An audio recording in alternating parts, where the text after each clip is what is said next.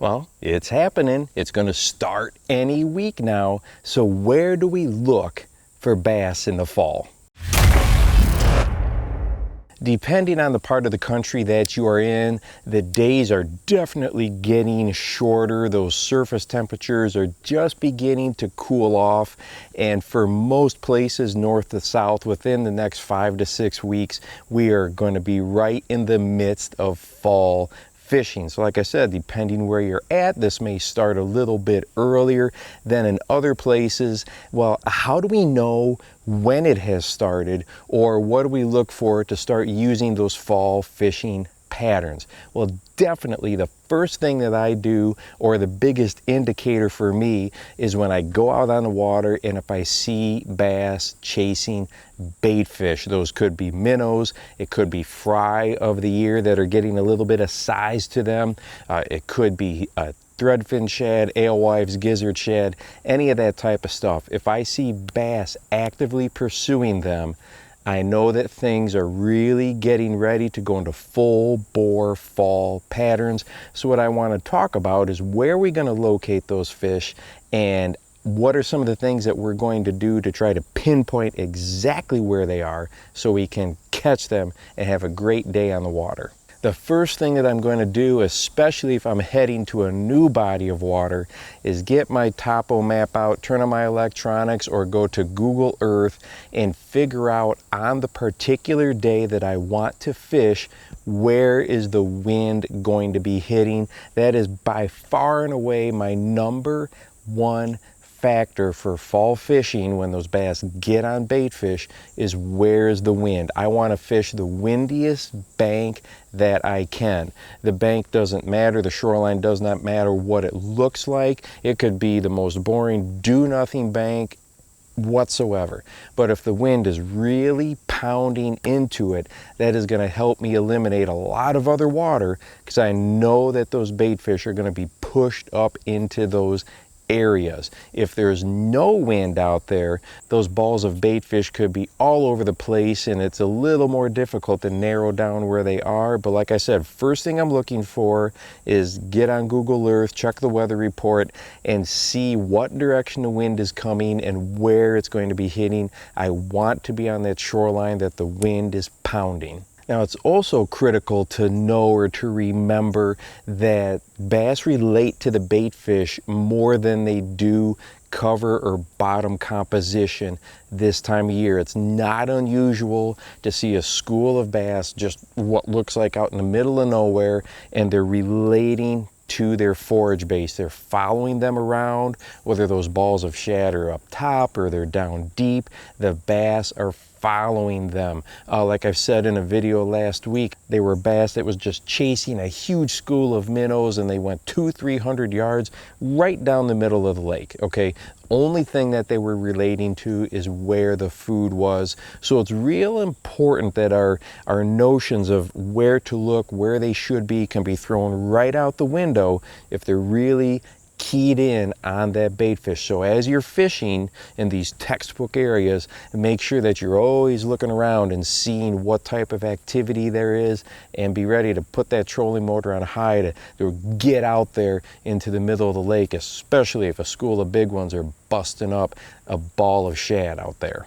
Okay, so if it's not windy out and you're not actively seeing bass pursue bait fish, but you know you should be in that fall transition, you should be in that fall pattern, really what you want to do is think back to the spring. Where were those spawning coves, those backs of pockets, those flats, those types of areas that the bass were going in and out of? And you can go right back to a lot of those same areas now in the fall and use the same types of travel routes, migration routes, to pinpoint where they're probably going to be going. So you got to remember, there's always been bass shallow. Okay, all summer you're always going to find bass shallow, and then there are always going to be bass that are deeper offshore. Those shallow fish are still going to be there, they're going to stay there. But what's happening is those offshore fish, those fish that have been out deeper, are going to start to move up. So if I was to look at a topo map,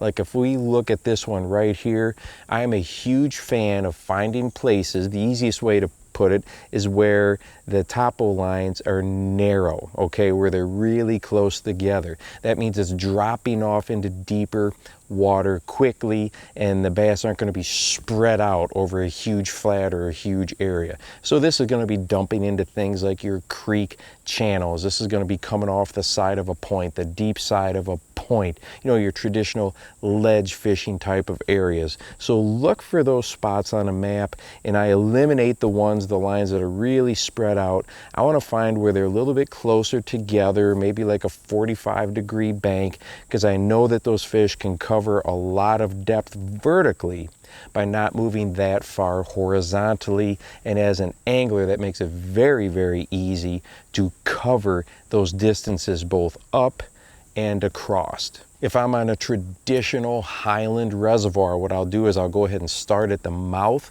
of that cove or that pocket or that bay and work my way back. So I'm going to hit those secondary points, going to try to locate signs of life. My eyes are absolutely keyed in on where I see bait fish, whether that's through electronics or just visually taking a look at the shoreline, looking for birds circling overhead. Find the bait fish. If you see the bait fish in the back 2/3 of a cove or a pocket, that's where I'm going to focus my effort. Maybe they're in the front third, maybe they're all the way in the back. So spending some time behind the wheel idling is never a bad idea when you're trying to locate where the bait is at. But as the fall progresses, they will keep moving shallower and shallower and back farther into those bays and coves. So really think about it like the spring migration. Those same types of areas are usually going to work out for the fall transition as well. This is also where you can very quickly check the outside weed line. That's a great place all year, but as those offshore fish start to move up, first thing they're going to do is hit that outside weed line before they move farther back, farther towards the shore, towards the bank. So check those really clear transition areas. You know, these travel corridors, you know, like we said, they include channel ledges, but also ditches. If you've got some runoff that comes off a shoreline and it has dug out a ditch that will go into the waterway, those are great areas to check. If you see slight depressions, maybe you've got a submerged road bed. Once again, all those traditional travel corridors. Think that wildlife, whether it is deer walking through the woods or it's bass swimming under the water, they like edges. Anytime that you can find edges, those transition areas between two types of cover or structure, pea gravel, the chunk rock, a weed bed where it drops off into a channel.